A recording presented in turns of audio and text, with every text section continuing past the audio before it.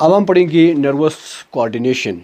ठीक है, action, coordination, action, nervous system जो है वो किस तरह, कोऑर्डिनेशन जो है वो किस तरह एक्शन करता है। तो ये 5 स्टेप्स पे मुश्तमिल हैं। सबसे पहला है stimulus.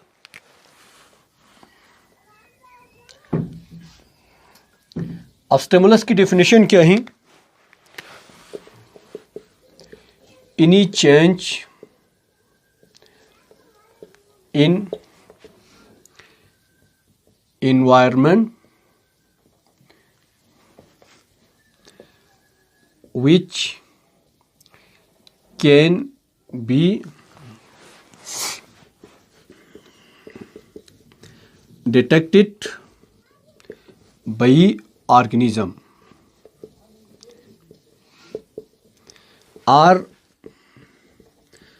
provoke in organism to show response। Stimulus या स्टिमुलाई किसे कहते हैं?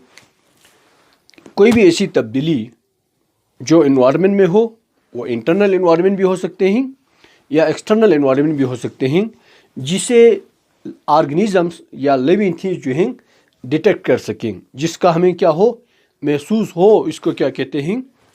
स्टिमुलस कहते हैं। या कोई ऐसी तब्दीली इंटरनल या एक्सटर्नल इन्वायरमेंट में जो क्या करें, प्रोवोक करें ऑर्गेनिजम्स को टू शो आर रिस्पॉन्स, यानी जिसके नतीजे में ऑर्गेनिजम्स कोई ना कोई रिस्पॉन्स शो करे, उसको क्या कहते हैं? स्टिमुलस कहते हैं। तो बहुत सिंपल वर्ड्स में, अभी इन्वायरमेंट में हमारे पास जो कुछ हो रहे हैं वो हमें क्या होगा, महसूस होगा। ठीक है, जैसे कि आवाज़ से अभी मैं बोल रहा हूँ, आप लोग सुन रहे हैं, है नहीं है, आपको महसूस हो रहा है आवाज़, तो ये भी क्या है, एक स्टिमुलस है। तो इसकी बहुत सारे एग्जांपल्स हैं स्टिमुलस की। For example sound he, sound wave है। ठीक है, कोई स्मेल है, इसी तरह लाइटिंग, टेम्परेचर चेंज है, गर्मी का आपको एहसास होते हैं, सर्दी का एहसास होते हैं, वो सब के सब क्या हैं? स्टिमुलस है। अब इसका सिंगुलर है स्टिमुलस, उसका प्लूरल स्टिमुलाई। ठीक है, इसके बाद आते हैं नेक्स्ट स्टेप जो है वो क्या है? First one is the stimulus. Stimulus के बाद ही रिसेप्टर। अब जैसा कि नाम से जाहिर है, रिसेप्टर किसे कहते हैं? जो रिसीव करता है उसको क्या कहते हैं? रिसेप्टर कहते हैं। तो ये कोई बॉडी का एक पूरा ऑर्गन भी हो सकते हैं।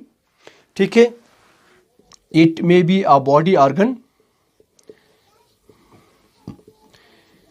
या कोई टिश्यू हो सकते हैं बॉडी का, और या कोई बॉडी का सेल हो सकते हैं जो क्या करे, विच रिसीव स्टिमुलाई।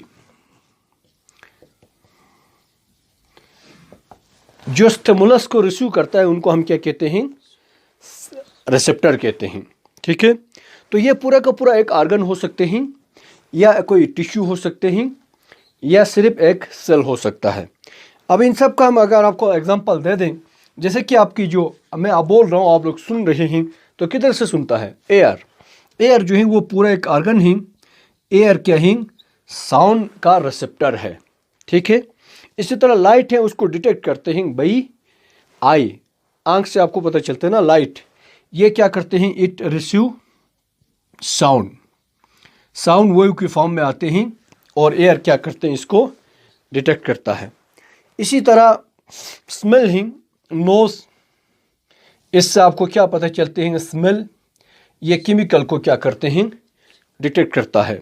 तो ये पूरा ऑर्गन हो गया। एयर पूरा एक ऑर्गन है, नोज भी क्या है? पूरा एक ऑर्गन है।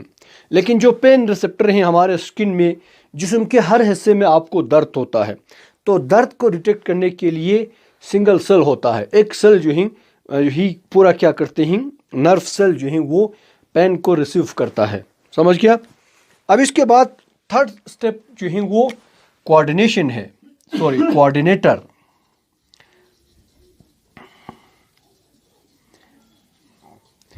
स्टिमुलस कोई भी तब्दीली जो एनवायरनमेंट में हो रहे हैं, इस तब्दीली को कौन रिसीव करता है? रिसेप्टर। और अब रिसेप्टर का काम जस्ट इसको क्या करना है? रिसीव करना है, और वो रिसीव करने के बाद it send toward the coordinator. तो कोऑर्डिनेटर का काम, जैसे कि आपको पहले बताया गया है, ये कोऑर्डिनेट करता है, लिंक एक को दूसरे के साथ जो रब्त करता है उसको कोऑर्डिनेटर कहते हैं। ठीक है, तो यहाँ पे ये कोऑर्डिनेटर क्या काम करेगा? कोऑर्डिनेटर हम किसे कहते हैं? तो इट रिसीव इंफॉर्मेशन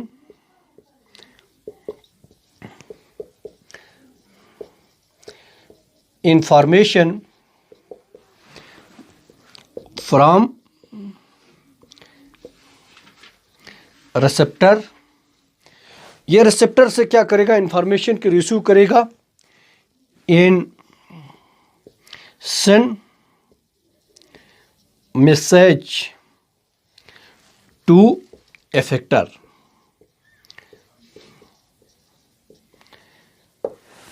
इसके बाद वाला स्टेप इफेक्टर ही। तो इसका काम क्या हो गया? इफेक्टर और कोऑर्डिनेटर के दरमियान कोऑर्डिनेट करना, इसीलिए इसका नाम पड़ गया कोऑर्डिनेटर। तो ये क्या हो सकते हैं? मोस्टली ब्रेन ही। ब्रेन को हम क्या कहते हैं? कोऑर्डिनेटर कहते हैं। इट मे बी ब्रेन, या कभी कभी स्पाइनल कार्ड जो हैं वो भी क्या करते हैं? एक्ट करते हैं ऐसे कोऑर्डिनेटर। और एंडोक्राइन जो ग्लैंड है हमारे बॉडी में, इसके बारे में हम आगे पढ़ेंगे। ये तीनों जो हैं एक्ट करते हैं ऐसे कोऑर्डिनेटर। ठीक है, तो इसका काम क्या हो गया? रिसेप्टर और इसके बाद वाला स्टेप इफेक्टर, इसके दरमियान कोऑर्डिनेशन करना है, इसलिए इसको हम नेक्स्ट स्टेप में क्या हैं? कोऑर्डिनेटर है। ठीक है, ये क्या करते हैं? कोऑर्डिनेटर इधर से जो मैसेज आ रहा है, इंफॉर्मेशन, इसको रिसीव करके इफेक्टर को भेजता है। ठीक है, अब इसके बाद फोर्थ स्टेज पे क्या है? इफेक्टर हैं।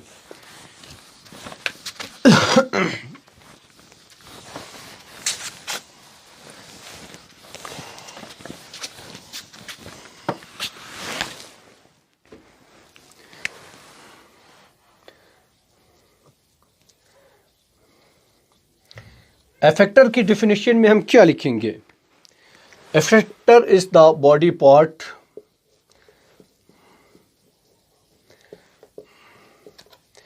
which show response। बॉडी का वो हिस्सा जहाँ से आपको रिस्पॉन्स नज़र आता है उसको क्या कहते हैं? इफेक्टर कहते हैं। ठीक है, और फ़र्ज़ करें यहाँ पे मैं आपको एक मिसाल देता हूँ।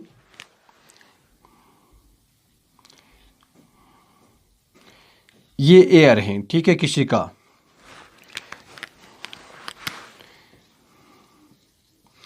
अब यहाँ से कोई बोल रहा है साउंड जो है इसकी तरफ in the form of wave जा रहा है। तो साउंड क्या है? एक स्टिमुलस है, तब्दीली है ना। साउंड क्या है? यहाँ पे स्टिमुलस है, जिसको डिटेक्ट किसने किया? एयर ने, कान ने। तो ये एक पूरा ऑर्गन है, इसे आप कह सकते हैं रिसेप्टर। तो ये क्या करता है? जस्ट इसको रिसीव करना इसका काम है। ये खुद से कोई डिसीजन नहीं लेता है, उसको पता भी नहीं चल रहा है कि आवाज़ किसकी है। अब इसने आगे फॉरवर्ड करना है इसको टुवर्ड्स दी ब्रेन। तो सपोज ये जो है उस शख्स का ब्रेन है जो इस आवाज़ को सुन रहा है। ठीक है, दिस इज द ब्रेन। अब ये यहाँ से लिंक होता है टुवर्ड्स द ब्रेन। ये इस मैसेज को आप ब्रेन की तरफ भेजता है। अब डिसीजन जो है वो ब्रेन ने लेना है। समझ गया? आवाज़ किसकी है, क्या कह रहे हैं, वो सारा जो है दिमाग से पता चलता है। अब दिमाग ने क्या किया? इंफॉर्मेशन इस रिसेप्टर से रिसीव किया, फिर वो ये आगे फिर फॉरवर्ड करेगा किसको? इफेक्टर को। बॉडी का वो हिस्सा जहाँ से हमें रिस्पॉन्स नज़र आता है उसको क्या कहते हैं? इफेक्टर कहते हैं। तो ये कोई ग्लैंड हो सकते हैं, it may be a gland, और मोस्टली मसल होते हैं। अब फर्ज करें उस शख्स ने पाँव उठा के चलना शुरू किया। ठीक है, तो अब इसका ये पाँव हैं, तो क्या होगा? इधर पाँव के यहाँ पे मसल हैं। अब वो पाँव उठा के उस शख्स की तरफ जा रहे हैं जो जिसकी साउंड आ रही है। ठीक है, पीछे से फर्ज करें आवाज़ दिया आपको किसी ने, तो आप उसकी तरफ चल दिए। तो चलते वक्त क्या करेगा, आप पाँव उठाएगा।